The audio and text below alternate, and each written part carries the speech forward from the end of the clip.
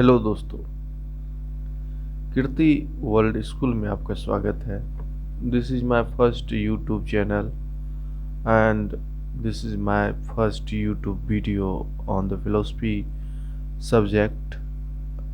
First chapter is what is a philosophy in Hindi class. दर्शन क्या है? एक्चुअली में दर्शन पर ही हम चर्चा करेंगे, क्योंकि जब आप दर्शन के दो पक्ष को जानने की कोशिश करेंगे, एक पक्ष भारतीय दर्शन के परिप्रेक्ष्य में, दूसरी पक्ष पश्चात दर्शन के परिप्रेक्ष्य में, तो आप पहले दर्शन खोजने की ज़रूरत करेंगे कि दर्शन क्या है। बहुत सारे स्टूडेंट ये होते हैं कि उन्हें दर्शन के बारे में ज्ञान नहीं है, उन्हें ये नहीं पता होता है कि दर्शन है क्या, और वो अलग अलग सिद्धांतों को पढ़ने की ज़रूरत करने लगते हैं। बाद में उन्हें पता चलता है कि आखिर दर्शन है क्या। तो पहले हमें डीप में जाने से अच्छा है कि दर्शन के अन्य परिप्रेक्ष्य को समझने से अच्छा है कि आप पहले दर्शन को समझें। तो हम आज इसी पे एक स्पेशल क्लास लेंगे, और जब आपको ये वीडियो अच्छा लगे तो हमारे चैनल को सब्सक्राइब ज़रूर करेंगे, शेयर भी करेंगे और लाइक भी करेंगे, और कमेंट हो तो ज़रूर दें। नहीं तो कोई ज़रूरी नहीं है, पर हमें लाइक सब्सक्राइब ज़रूर कीजिएगा। इससे हमें ज़्यादा मोटिवेशन मिलेगा और आज ज़्यादा वीडियो बनाने की हमें महत्व समझा जाएगा। हम दर्शन पर चलते हैं कि व्हाट इज अ फिलॉसफी। हाँ, इससे पहले हम एक महान फिलोसफर के बारे में जानेंगे, अरिस्टोटल। अरिस्टोटल जो है, अरिस्टोटल एक दार्शनिक थे, और वो एथेंस के थे। हाँ, एथेंस,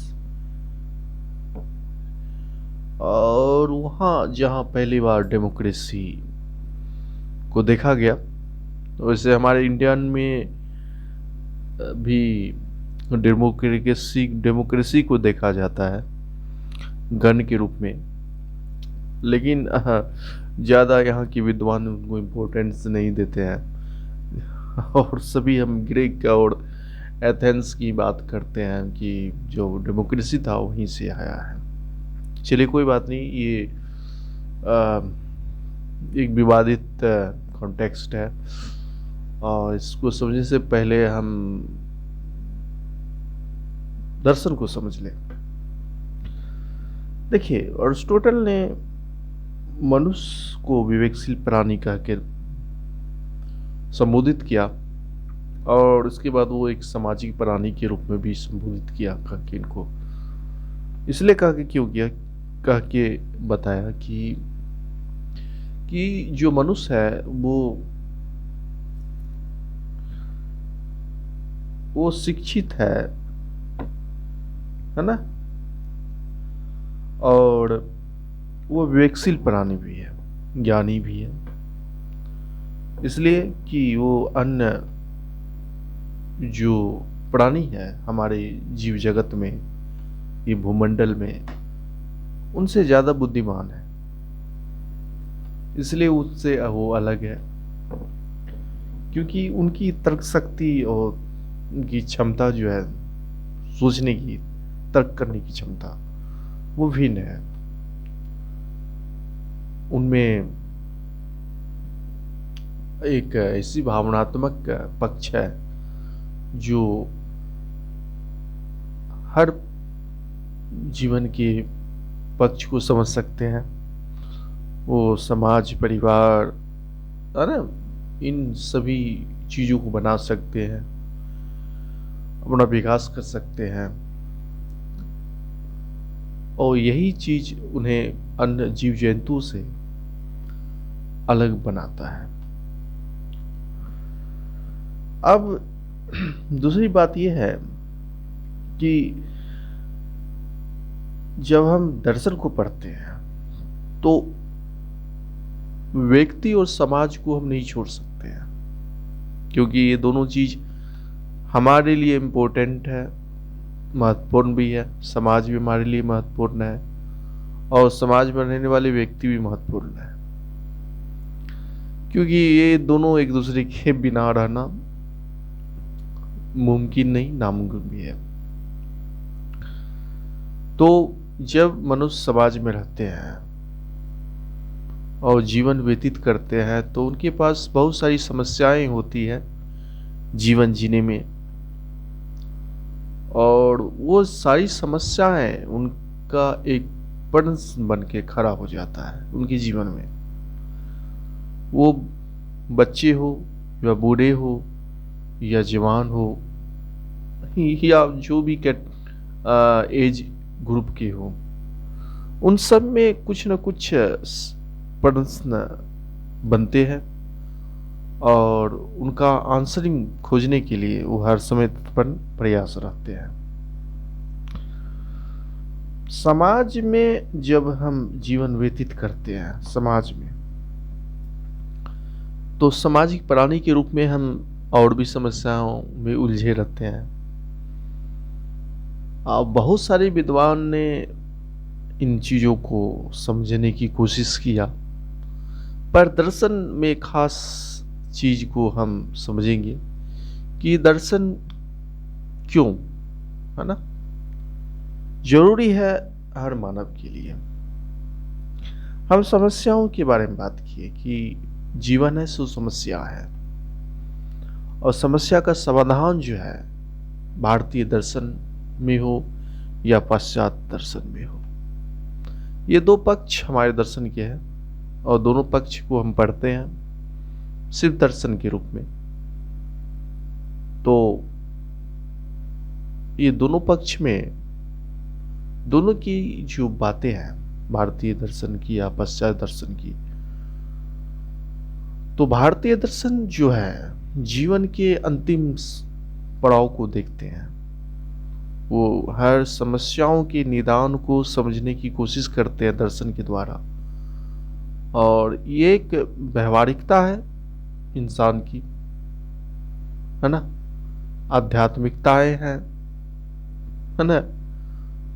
दूसरी पक्ष ये है कि जब हम पाश्चात्य दर्शन को देखते हैं तो हम उनकी भौतिकवादी स्थिति को देखते हैं कि जो है वर्तमान है, भविष्य में क्या होगा वो नहीं हमको समझना है, भूतकाल जो हो गया, वर्तमान को जी ले, है ना।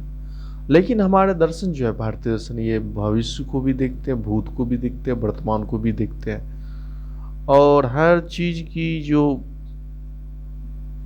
समय सीमा है उन सबको समझने की कोशिश करते हैं हमारे भारतीय दर्शन में। तो दर्शन शब्द जो है विश्व का हर वो समस्याओं को समझने की कोशिश करते हैं, कि जैसे विश्व का स्वरूप क्या होना चाहिए, उसकी उत्पत्ति किस लिए हुआ, क्यों हुआ, उसके पीछे का प्रयोजन क्या था, आत्मा क्या है, जीव क्या है, ईश्वर क्या है, ईश्वर है कि नहीं। अब इसके साथ साथ और भी पहलू जो क्वेश्चन के रूप में उभरते हैं, सत्य क्या है, असत्य क्या है, शुभ क्या है, अशुभ क्या है, उचित क्या है, अनुचित क्या है, ये सभी चीजें जो है, ये सभी चीजें हम क्वेश्चन के रूप में पाते हैं। प्रश्न जो है मानव्य आते रहता है, और ये सब जितने भी प्रश्न हमने किया उस सभी का उत्तर हम दर्शन में खोजने की कोशिश करते हैं, और ये सभी प्रश्न का आंसर दर्शन ही दे सकता है। और वो हर समस्याओं को जो जीवन से संबंधित है सुलझा सकता है। दर्शन जो है व्यक्ति और समाज में क्या संबंध है ये भी बताने की कोशिश करता है। हम पहले भी बहुत बता चुके हैं कि ये एक दूसरे से छूट नहीं सकता है, क्योंकि समाज है तो व्यक्ति है, व्यक्ति तो समाज है। और ये क्वेश्चनिंग करना जो प्रश्न का दौर है, ये हम प्रागैतिहासिक काल से लेकर अब तक और भविष्य में भी जब तक रहेंगे मानव, तब तक ये क्वेश्चन जीवन से संबंध में, जीवन के संबंध में होता रहेगा। ये जाने वाली चीज नहीं है, और दर्शन को पढ़ना हम सभी को जरूरत है, महत्वपूर्ण भी है। दर्शन इन सब प्रश्नों का एक युक्तिपूर्वक उत्तर देता है ना। अब हम कुछ चीजों को समझें, जैसे कि भाई फिलॉसफी का अर्थ क्या होता है। तो कुछ विद्वानों ने अपने अपने तरीके से बोला, लेकिन असलियत में फिलॉसफी का अर्थ जो है ज्ञान और प्रेम है, विद्या अनुराग है।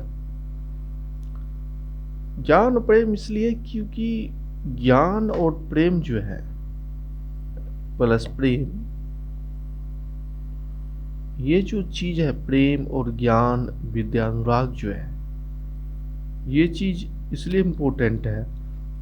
हाँ, ज्ञान और प्रेम से हमें ये पता चलता है कि संपूर्ण विश्व जो है, ये संपूर्ण विश्व दर्शन का ही एक आधार है। और हम जब भी दर्शन को पढ़ते हैं तो भारतीय परिप्रेक्ष्य में तो हम सिर्फ यही पढ़ते हैं कि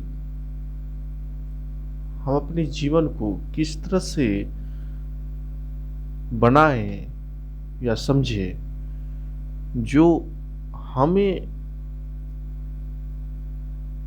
एक आनंदित जीवन प्राप्त हो सके, है ना। हम परम आनंद हमें मिल जाए, और परम आनंद की तलाश में ही हम हर प्रकार से दर्शन को समझने की कोशिश करते हैं। अब देखिए, ज्ञान और प्रेम का मतलब ये हो जाता है, या विद्यानुराग का मतलब ये हो जाता है कि जब हम किसी चीज में मन लगाते हैं, भक्ति में, है ना, पढ़ाई में, या किसी क्वेश्चन में, मतलब कोई प्रश्न में, या किसी तत्व में, एलिमेंट में, है ना, किसी भी सब्जेक्ट में, तो एक उनसे जुड़ाव हो जाता है हमें। अभी हम कोई क्वेश्चन ले लेते हैं, वो अपने परमात्माओं को लेकर चलते हैं या आत्माओं को लेकर चलें, तो उससे एक अलग ही प्रकार का हमें भावनात्मक जुड़ाव हो जाता है, उनसे एक अलग ही अनुराग उत्पन्न हो जाता है, और हम और ज़्यादा उसमें इन्वॉल्व होने लगते हैं, घुसने के प्रयास करते हैं कि और इसको और अधिक से अधिक जाने समझे। और वही चीज़ जो है हमें प्रेम जो है ना, उसके प्रति, या मतलब नॉलेज, ज्ञान के प्रति होने लगता है, और हम उनसे ज़्यादा से ज़्यादा इंटरनली समझने की कोशिश करने लगते हैं कि ये चीज़ है क्या। कोई प्रेम करता है, या कोई भक्ति करता है, या कोई कुछ चीज़ में खोजबीन करता है, तो हम चाहते हैं कि हम ज़्यादा उन्हें समझने की कोशिश करें। कोई आर्कोलॉजिकल सर्वे करता है और कोई पॉइंट उनको ऐसा मिल गया जो वो कभी जाना नहीं था उस चीज़ को, कोई खजाना हो गया, तो वो चाहते हैं कि हर वो सुराग पर वो जाए और उसे खोजने की कोशिश करे, जिससे उनको वो जो उनको खोजना था, उनको उनके बारे में पढ़ा था वो या उनके बारे में जाना था, तो उनसे वो चीज़ उसको हासिल हो जाए, जिससे उसको ख्याति मिल सके, उसे कुछ प्राप्त हो सके, उनका नाम हो सके। ये भी एक प्रेम अनुराग है, एक प्रेम ज्ञान के प्रति, क्योंकि वो भी नॉलेज को खोज रहे हैं, ज्ञान को तलाश रहे हैं। कोई इस धरती के अस्तित्व के बारे में जानकारी चाहते हैं, है ना, कि ये ब्रह्मांड है, इसका अस्तित्व क्या है, ये कब तक रहेगा, है ना, इसकी समय सीमा क्या है, तो वो उसके प्रति उनका आसक्तियाँ बढ़ जाते हैं, उनका प्रेम उसके प्रति बढ़ जाते हैं। और फिर हम कुछ ऐसे चीज़ों के प्रति भी अपना जीवन व्यतीत करने लगते हैं, जैसे कि कोई भक्ति में है, उसे भक्ति में ही शक्ति मिलता है, तो वो भक्ति में ही लगे हुए हैं, उसी से उसको प्रेम मिलता है। जैसे मीरा थी, है ना, मीरा का कृष्ण के प्रति प्रेम, है ना। अब हर भक्ति, है ना, के पीछे प्रेम है ना? और वही प्रेम उन्हें ज्ञान देता है, वो शक्ति भी देता है ना। फूको महान विचारक थे, उसने बोला कि ज्ञान जो है शक्ति है, मतलब नॉलेज इज द पावर, है, नॉलेज जो है पावर है। हर इंसान के लिए ये जरूरी है कि जब आपके पास ज्ञान है तो आपके पास सब कुछ है। दूसरी बात, क्वेश्चन आंसरिंग का बात है, तो अरिस्टोटल जो थे, अरिस्टोटल के गुरु प्लेटो थे, प्लेटो के गुरु सुकरात थे। तो सुकरात जो थे, वो सुकरात बहुत बड़े दार्शनिक थे और वो भी एथेंस के रहने वाले थे। तो लेकिन उसमें एक बहुत बड़ी उपलब्धि थी कि वो समाज में, वहाँ के समाज में रहते थे, तो उनमें एक बहुत बड़ा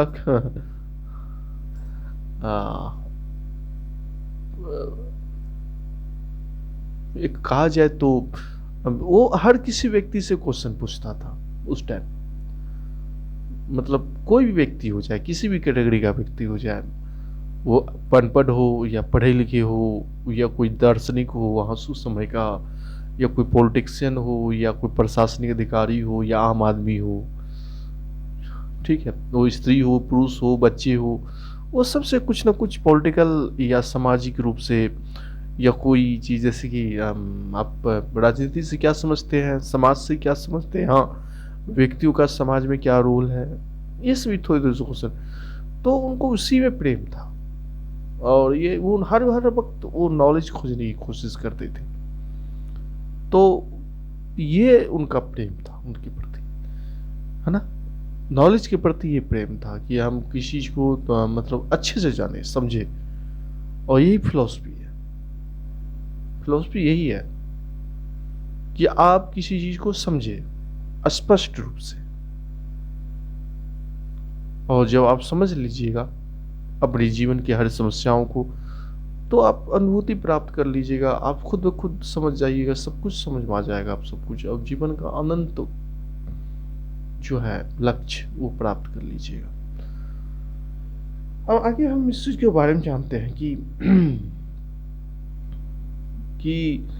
भारत में फिलॉसफी को दर्शन कहा जाता है ना। दर्शन जिस धातु से बना है, जिसका अर्थ होता है देखा जाए। भारत में दर्शन उस विद्या को कहा जाता है जिसके द्वारा हम साक्षात्कार करते हैं।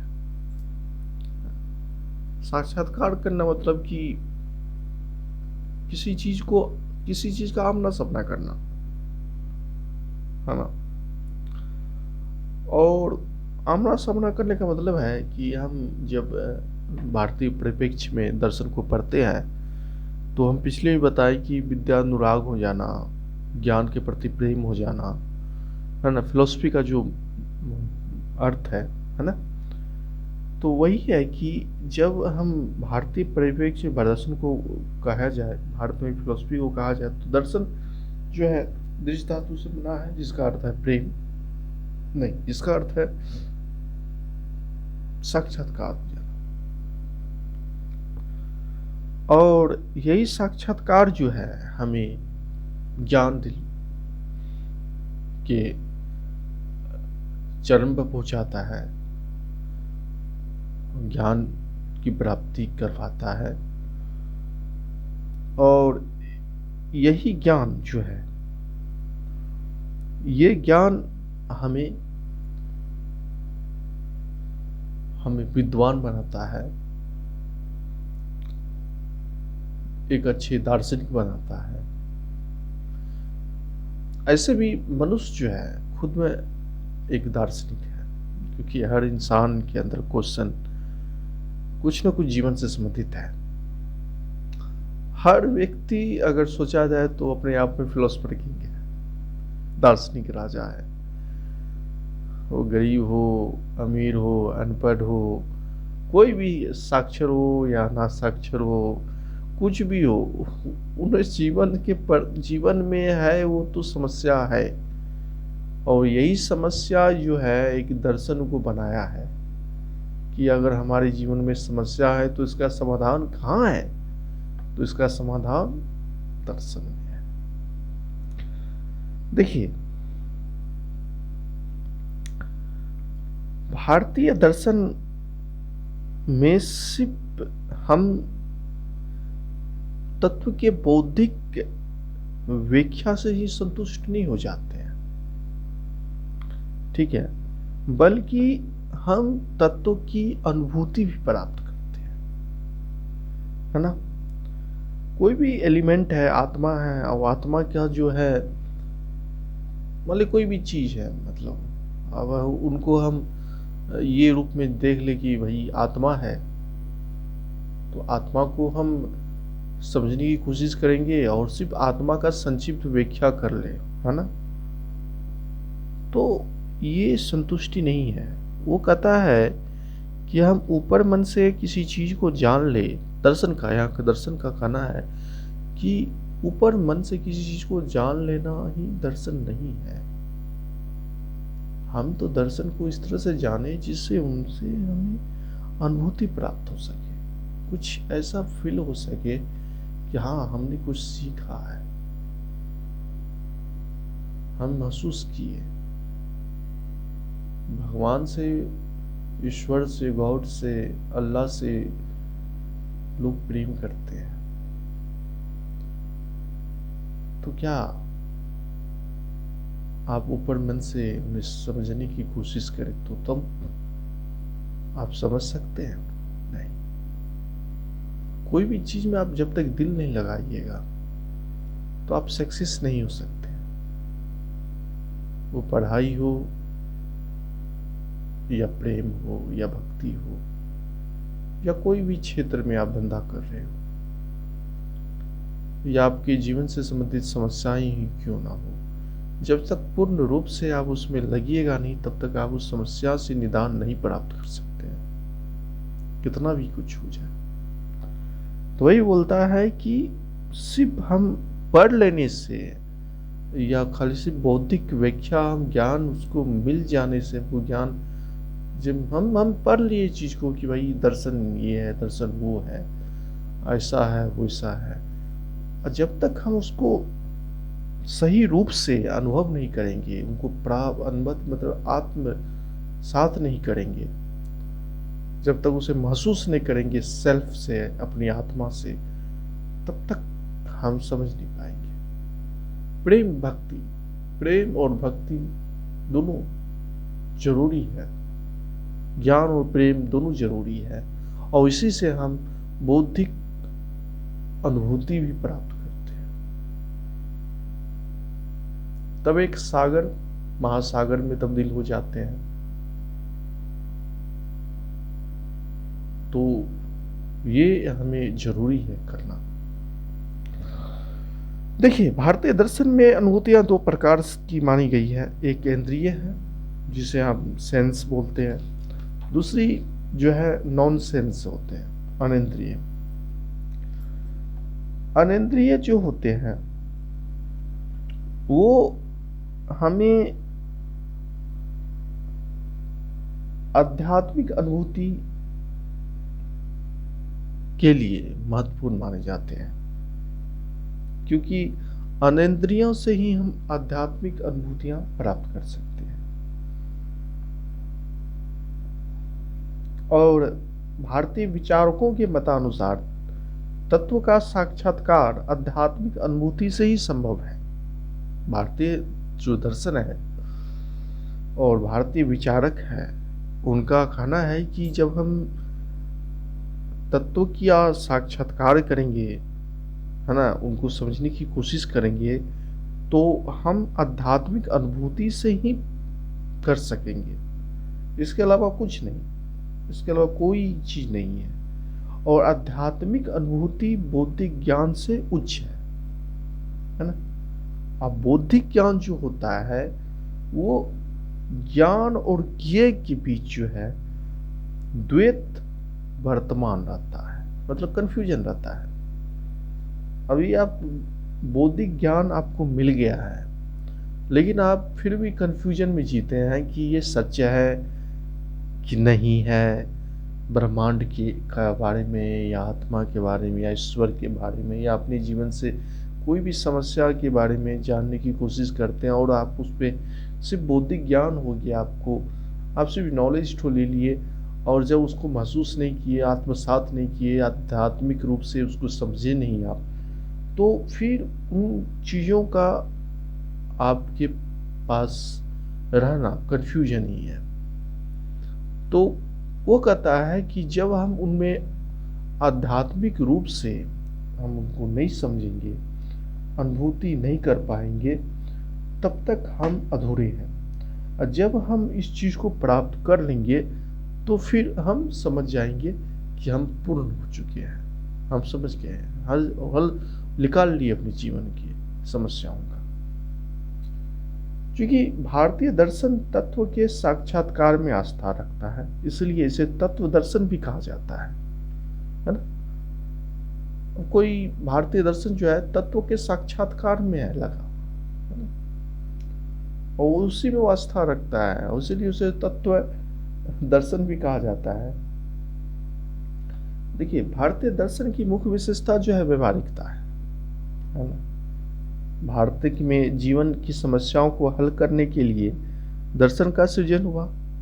हम पिछले भी बताए कि दर्शन का सृजन इसलिए हुआ है कि भारत में जीवन में बहुत सारी समस्याएं हैं, है ना, और हर व्यक्ति के घर में समस्याएं हैं। और उसके लिए हम देखते हैं टेलीविज़न पे, रेडियो पर या न्यूज़पेपरों में या बहुत सारी किताबों में, है ना, जो धर्म ग्रंथ होते हैं या कोई महान व्यक्ति उनको लिखते हैं, विद्वान लिखते हैं या महापंडित लिखते हैं। जैसे हम गीता को पढ़ते हैं, गीता जो कृष्ण जो थे हमारे मैसेंजर हिंदू के, वो ये थे कि उन्होंने जो गीता उपदेश दिया वो जीवन की सारी समस्याओं को उसमें बता दिया, और उनका निदान भी उसने बता दिया, है ना, कि आप अपने जीवन को परम आनंदित कैसे कर सकते हैं उन सारी समस्याओं के होते हुए भी। और वही दर्शन का मूल आधार है। हम जब गीता को स्पष्ट पढ़ते हैं तो आप जब पढ़िएगा तो आपके जीवन में जितने भी कष्ट है, जितने भी दुख है, पीड़ा है या कोई भी उलझन है, आपको कोई कुछ भी बोला है, जब आप गीता पढ़ लीजिएगा तो आपको सारी समस्याओं का निदान मिल जाएगा। या तो आप खुद में आध्यात्मिक हो जाइएगा, या तो समझ लीजिए आपका जीवन ही बदल जाएगा वहाँ से। तो हम चाहते हैं कि यहाँ हर समस्याओं को हल करने के लिए ही दर्शन का सृजन हुआ है, बना है। क्योंकि मानव जीवन में बहुत सारी समस्याएं हैं, क्लेश है, और उनसे छुटकारा पाने के लिए, है ना, दुखों का अंत ढूंढने के लिए, है ना, जो मनुष्य का एक बहुत बड़ा एक प्रयास है अपने जीवन में, है ना, उससे उठने के लिए, समस्याओं से उठने के लिए, तो वो सिर्फ दर्शन के होने से ही, दर्शन ही इन समस्याओं को खत्म कर सकता है। भारत में दर्शन का अनुशील मोक्ष के लिए ही किया गया है। मोक्ष जो है, मोक्ष का अर्थ है दुख से निवृत्त हो जाना, दुख से खत्म हो जाना। दुख जो है, मोक्ष है दुख से निवृत्त हो जाना, उससे अपने आप को छुटकारा प्राप्त कर लेना।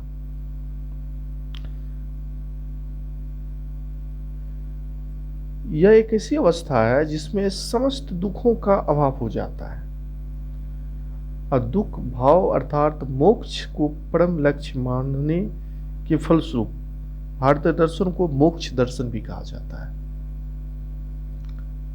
ना। आप समस्याओं में उलझे हुए हैं, आप इतनी समस्याओं में उलझे हुए हैं कि आप सोचते हैं कि इनको मिटाएं कैसे। तो कुछ व्यक्ति होते हैं जो साधना करते हैं, तपस्या करते हैं,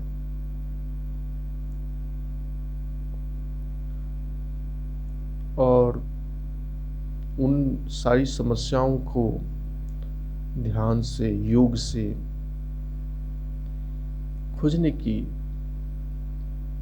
तत्पर प्रयास में लगे रहते हैं। और लास्ट क्या होता है कि वो मोक्ष का, है ना, द्वार खोजते हैं कि हमें इससे मोक्ष मिल जाए, है ना, उन सारी दुखों से का अभाव हो जाए हमारे जीवन में, जो था ही नहीं, बिल्कुल शून्य था। तो ये भारतीय दर्शन का भी एक अपना आधार है। मोक्ष की प्राप्ति आत्मा के द्वारा मानी गई है। यही कारण है कि चार्वाक को छोड़कर, है ना, सभी दर्शनों में आत्मा का अनुसरण हुआ है। चार्वाक एक ऐसा दार्शनिक था, उसको छोड़कर, है ना, चार्वाक को छोड़कर सभी जो भी है वो मोक्ष के बारे में चर्चा किया है ना, वो मोक्ष के बारे में बताया है। और यही मोक्ष जो है भारतीय दर्शन में महत्वपूर्ण माना है कि आप हर वो समस्याओं को ख़त्म कर सकते हैं, और उन सभी समस्याओं को दर्शन के द्वारा ही आप समझ सकते हैं और उनका निदान प्राप्त कर सकते हैं। और परम जो लक्ष्य है वो मोक्ष की प्राप्ति करना। ये जीवन जो है पूरा दुख से भरा पड़ा है, सैडनेस है, और इस सैडनेस को हैप्पीनेस में कैसे बदले, ये चीज जो है हमारा दर्शन बताता है। भारतीय दर्शन को आत्मा का परम महत्ता प्रदान करने के कारण कभी कभी आत्मविद्या भी कहा जाता है। इसे आत्मविद्या भी कहा जाता है। और व्यवहारिक और आध्यात्मिकता जो है भारतीय दर्शन की मुख्य विशेषता है। व्यवहारिकता और आध्यात्मिकता हम पीछे भी बताए थे कि ये दो चीज जरूरी है, और ये दोनों चीज जो है मनुष्य के जीवन में रहना चाहिए। जिससे मनुष्य के जीवन में बहुत बड़ा बदलाव होता है। और आप जब भी समस्याओं में हो, है ना, तो आप ये दोनों पक्षों को जब ज़्यादा ज़रूरत समझे जब भी, तो उस पर ध्यान दें। दर्शन भी यही बोलता है। और इतना बात जो हमने इस दर्शन पे बोला है ना, ये सभी बातों का एक ही है निष्कर्ष कि दर्शन हमारे जीवन से जुड़े हुए हैं, आध्यात्मिक जीवन से जुड़े हुए हैं, ज्ञान से जुड़े हुए हैं, बौद्धिक ज्ञान से जुड़े हुए हैं, जीवन की हर समस्याओं से जुड़े हुए हैं। और उन सभी पक्षों का एक ही निष्कर्ष है कि हम उन सब क्वेश्चनों का आंसर सिर्फ दर्शन में ही खोजते हैं। और दर्शन जो है उपनिषद का एक अंग है, और उपनिषद जो है वेदों का अंग है।